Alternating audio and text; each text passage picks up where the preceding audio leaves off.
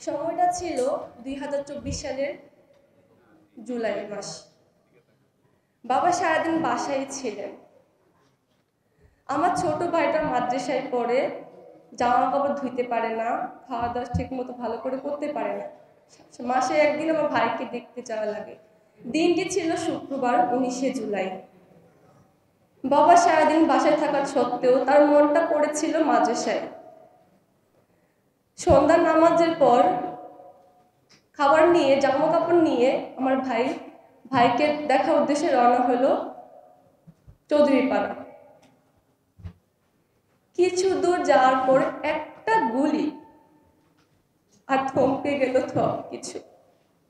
গুলিটি আমার বাবার ফুটকে ঝাঁঝরা করে বেরিয়ে গেছে, আর একটা গুলি আমার ফ্যামিলিকে, সুখে সংসারকে তছনছ করে দিয়ে গেছে। সাথে সাথে আমি খবর পাই। আমি ছুটতে গেলাম বাবার কাছে, যে দেখি বাবাকে কয়েকজন লোক সিএনজিতে তুলছে।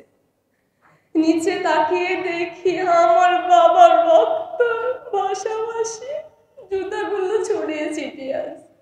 আমি ওনাদেরকে বলি যে আমাকে সাথে নেন, আমি ওনার মেয়ে। তারা আমাকে সাথে নেয় না। আমি সিএনজির পিছনে দৌড় দেই। ওই মুহূর্তে পুলিশ আমাকে গুলি করে। হয়তো আমিও মরতে পারতাম, কিন্তু আল্লাহর রহমতে একটা ছেলে আমাকে টান দিয়েছিল, তাই ছেলেটি এখান দিয়ে বেরিয়ে গেছে, আমার গায়ে লাগে নাই। কিছুক্ষণ পর আম্মুকে নিয়ে ঢাকা মেডিকেলে গেলাম। ঢাকা মেডিকেল যাওয়ার পর 3 ঘন্টা আমার বাবাকে খুঁজি, আমার বাবাকে পাই না। আমরা মেডিকেল যে বলতেছে যে কামাল নামে কি এন্ট্রি হয়েছে, আমার বাবার নাম কামাল, বলে যে কেউ এন্ট্রি হয় নাই। সারা ঢাকা মেডিকেল আমরা খুঁজি, তন্ন করে ফেলি। সবাই বলতেছে মর্গে যান, আমি বলতেছি আমার বাবা তো পিঠে গুলি লাগছে, মর্গে কেন যাবো, আমরা মর্গে যাবো না। এরপর অবশেষে যখন কোনো উপায় না পেয়ে যখন মর্গের সামনে যাই, আমার আম্মু মর্গে যান, মর্গে ঢোকার জন্য আমাদের ঢাকা মেডিকেল ওই অবস্থায় ঘুষ দিতে হয়েছে। আমরা যখন বলি যে আমাদের মর্গে ঢুকতে দেন, আমাদের ঢুকতে দেন, আমাদের সাথে মিসবিহেভ করে।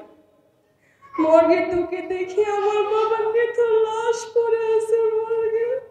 আমি আমার বাবাকে ডাকি, ও বাবা, ও বাবা ওঠো, বাবা ওঠে না। বাবা মুচকে এসে তাকিয়ে আছে। আজকে 1 বছর হয়ে গেল, আমি বাবাকে বাবা বলে ডাকতে পারি না। আমার বাবা আমাকে মাথায় আর হাত বুলাইয়া দেয় না, আর বলে না যে মা তুমি ভালো করে পড়াশোনা করো, মানুষ হয়। আমার বাবা আমাকে সবসময় বলতো পড়ালেখায় ভালো হও বা না হও, কিন্তু জীবনে ভালো একটা মানুষ হবে। আমি আমার বাবার স্বপ্ন পূরণ করতে চাই, আমি একটা ভালো মানুষ হতে চাই। শুরু থেকে এই পর্যন্ত জামাত ইসলাম আমাদের অনেক হেল্প করেছে। এই প্রথম একটা দল যারা আমাদের পাশে আছে, তারা শুধু বড় বড় কথা বলেই না, কাজও করে দেখায়। কিছু কিছু দল আছে যারা মিডিয়ার সামনে জাস্ট বড় বড় কথা বলতে পারে, আমাদের দায়িত্ব নিবে, আমাদের পুনর্বাসন দিবে, আমার খরচ নিবে, বাট জাস্ট তার খালি কথাটুকুই, এরপর আর কোনো কিছু করতে পারে না।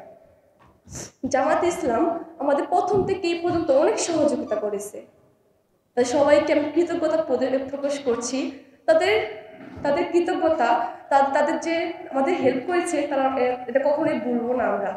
ইভেন যখন আমাদের উপর অনেক ঝড় যাচ্ছে, কদিন আগে আমার আপুর অনেক অসুস্থ ছিল, পিত্তথলিতে পাথর হয়েছিল।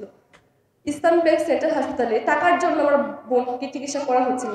তখন এরকম আঙ্কেল এবং শাহিন আঙ্কেল আমাদেরকে অনেক হেল্প করেছে। এই জামাতে ইসলাম মানে এমন একটা দল যারা মানে বাংলাদেশের পুরো শহীদদের পাশে থাকতে চায় এবং আছে। আমি দোয়া করি যেন তারা মৃত্যুর আগ পর্যন্ত আমাদের সবাইকে সাহায্য করতে পারে।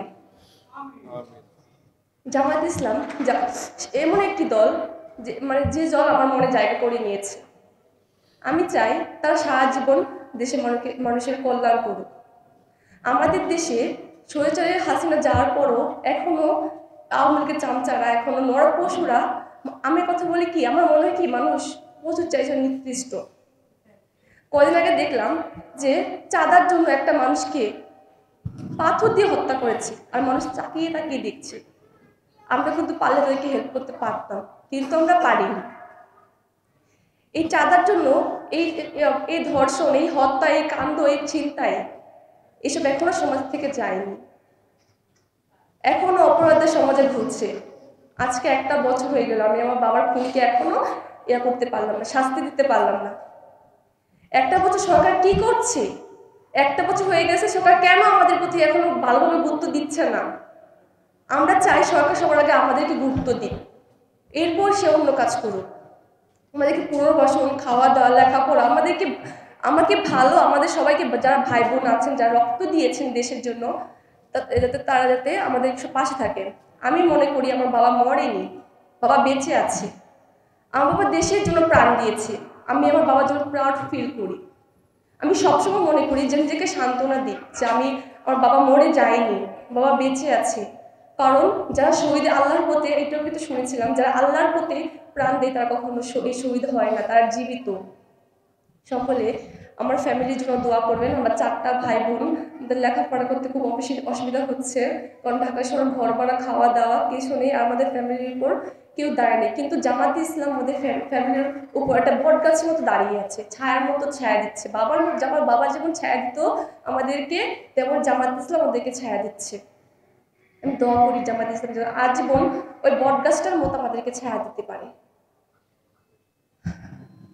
আমার বাবা ছিলেন পরিবারের একমাত্র উপার্জন ক্ষমতা, তাকে হারিয়ে আমার আম্মুর প্রায় পাগল পাগল অবস্থা। আমার বোন অসুস্থ, মানে আমাদের উপর একটা, আমাদের উপর অনেক ঝড় যাচ্ছে। যাই হোক, আমি আমার বক্তব্য দীর্ঘায়িত করবো না। সকলে আমার জন্য, আমার বাবার জন্য, সকলে শহীদদের জন্য দোয়া করবেন, তার দেশের জন্য প্রাণ দিয়েছে। আসসালামু আলাইকুম রহমতুল্লাহ।